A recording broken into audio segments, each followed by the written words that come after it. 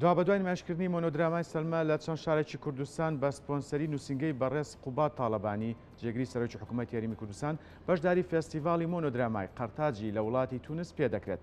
فێستیڤاڵی مۆنۆدرامای قەرتاج بە بەشداری 15 وڵات بەڕێوە دەچێت و 32 کاری شانۆی تیادا نمایش دەکرێت.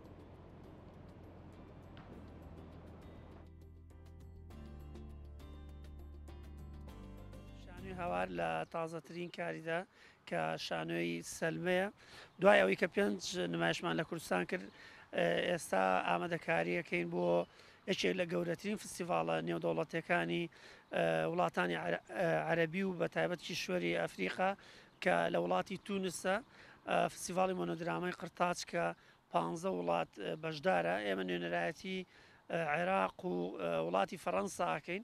ئەم نمایشە بە 2 زمانە 15 وڵات بەشدارە، زیاتر لە 32 نمایش لە ماوەی 6 ڕۆژە پێشکەشەکرێ.